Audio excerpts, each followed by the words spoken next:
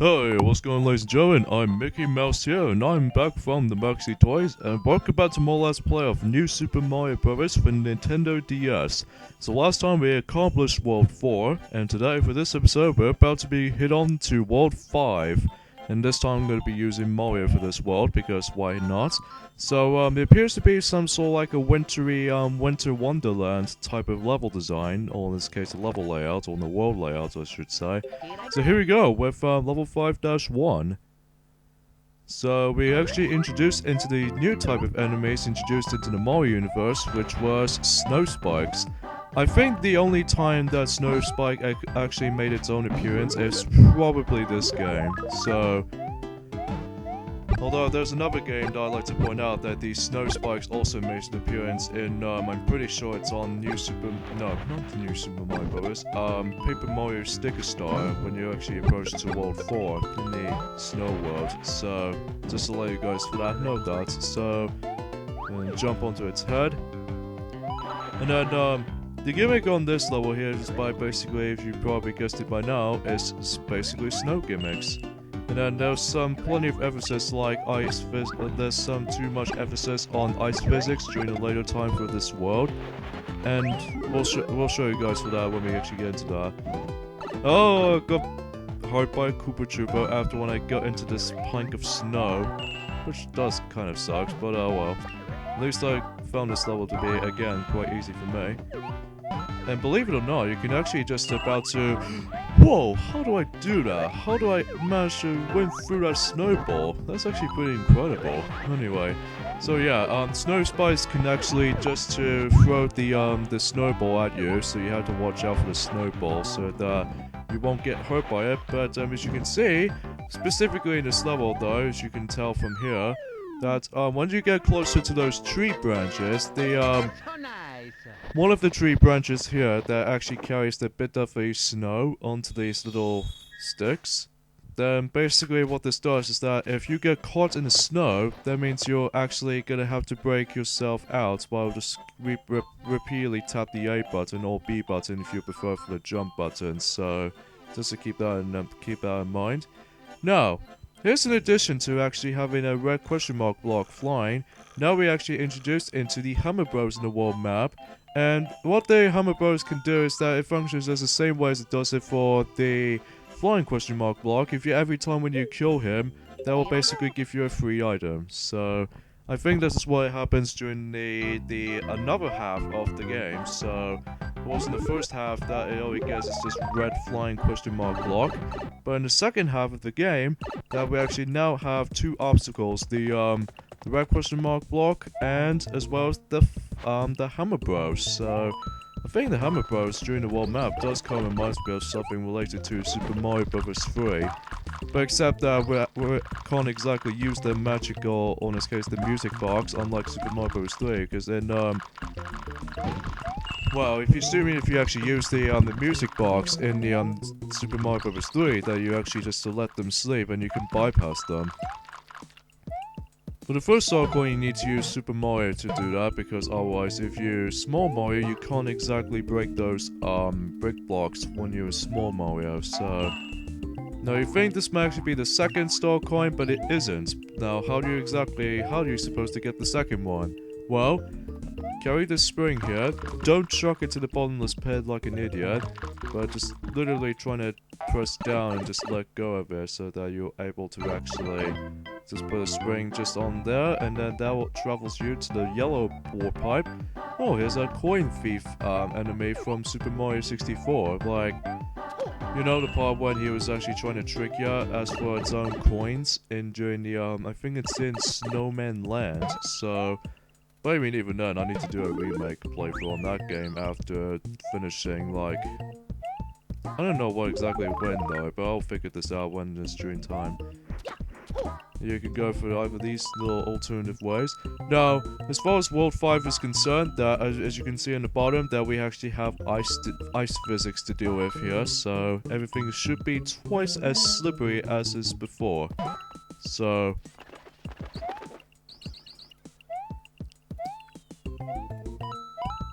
So yeah, and we have this little spiky or spiny enemies from the Super Mario Worlds that they can walk around the platforms. So yeah, just a little bit of brief on that. And if I remember, oh, so clumsy. Hold on, let's go ahead and just be safe here. Come on. Oh, what? Come on, implants. Why you let those spinies go in the other way? I don't get it. Anyway, so if you can tell from this level, is that the reason why I get into the green pipe is that this level actually contains 2 exits. So, yeah, I think when you actually found yourselves a secret goal in this level, then that will actually lead us to think this might actually be the warp pipe. And actually get ourselves a firework as well, so that's a pretty cool victory for that book. And I'm pretty sure that the warp pipe will be hidden too. I think that actually takes us to a good chunk of shortcuts just to skip the tower level. So, yeah. So yeah, we're practically halfway done with this game already, so since we actually now accomplished World 4, in this case we actually done 4 worlds so far, and we only got about halfway done with this game already, so that's actually pretty quick by comparison. So, yeah, pretty cool record for that little department there, so I do appreciate it with that. Oh great, we have to deal with those bat enemies. They're always trying to catch me off guard at points. Frick, whatever. The only thing that matters to me is just getting to the regular goal, which still I might have to. Whoa, that was close. Sometimes you have to put up with ice physics in order to do with these types of levels you might be able to know about. Alright, so let's head into the green pipe and get this normal goal in this level, so yeah, not much to discuss about that. So nice. Alright, so yeah, not much to talk about for this here. No, I'm not going to hit into the tower level just yet, because I'm going to go down here to actually spend 5-star coins to gain access to the secret level in World 5, which appears to be level 5-A. So, let's go ahead and do this level for now. So, here we go. Geez, 70 lives I have right now, so I've almost maxed out a little bit at points. But we will max out all their lives during the later time for this particular playthrough. So yeah, let's see how this goes, eh?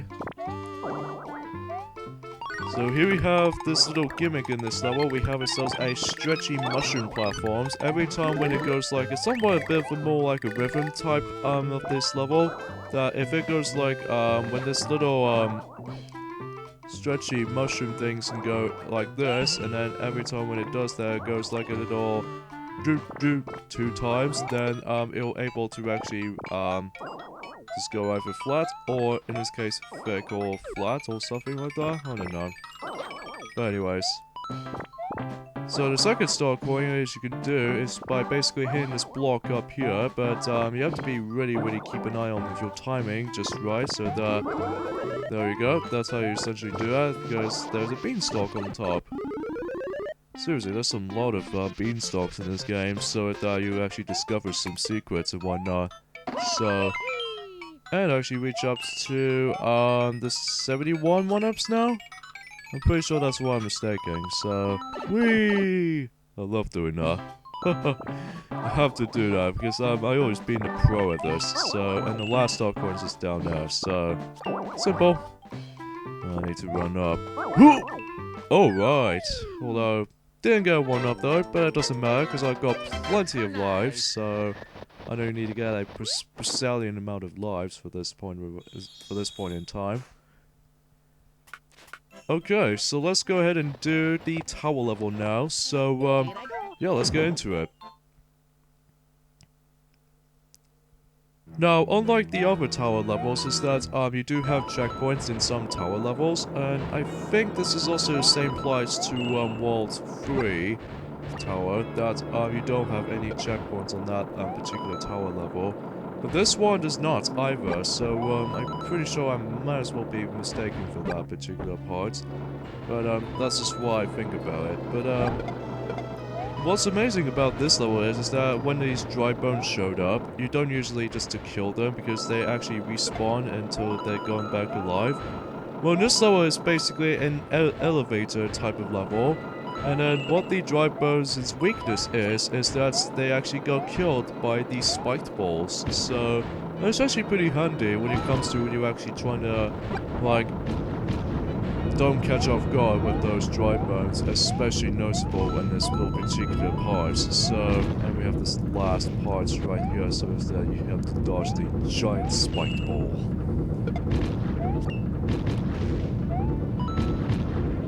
So yeah, not much to discuss here, so... Right, so... let's go wait for this spiked ball to go away. And... we should able to be just as fine, and don't get crushed into those 2 brick blocks. Alright, 5th encounter with Bowser Jr., and sadly though, much like, although, fortunately, just like it does in World 1, 2, and 3, he's pathetically easy, but the only thing you need to worry about is the ice physics you have to deal with here. Because if you slipped off once from the left or right, then you might have to die, and plus you have to restart the whole level again with no checkpoints, as I said. From the looks of it, the atmosphere of this map is actually a lot bigger than the comparison between the other worlds. But hey, at least I couldn't complain too much. Right, so let's just think here. Let's go ahead and just do some more levels. In fact, I'm actually go ahead and do 2 levels in this video at the very end. So let's go ahead and access here to actually access to ourselves level 5-B. So yeah. So first off, we're gonna be heading to level 5-3 first. And yeah, that warp pipe actually takes me into the, well, if you found the secret exit in level 5-2, then you actually get into access to the warp pipe, which actually leads us to this level, world 5-3. So, just to keep a heads up, so, in case if you notice at this point, so, I'm not gonna go down here, because I'm gonna go back up, because, oh god, hurt by a Koopa Troopers. You actually get yourselves a first star coin at the top. So, yeah. Simple though. Now the second star coin, I think you have to use the Super Mario form in order to actually do this. Just like how it does in the level 5-2. Is to smash up these brick blocks, as you can see are down here. And I need to actually just get ourselves a slide crouch here. And that's how you get it. And then we have the introduction to these types of enemies. I'm not exactly sure what the actual names of these guys, but apparently they're very similar to the bullies from Super Mario 64, as well as the chili enemies that you found in Super Mario 64 in Snowman's Land. But yeah, they kind of feel similar to that, but at least they actually still get killed by the bottomless pit down below. So yeah, not much to talk about for these guys. And it looks like we're going through a lot of these levels quite flawlessly and quite fast too, which is actually pretty interesting, I have to say. I might as well do one more level and just go ahead and do this. So here we go, on to level 5-B.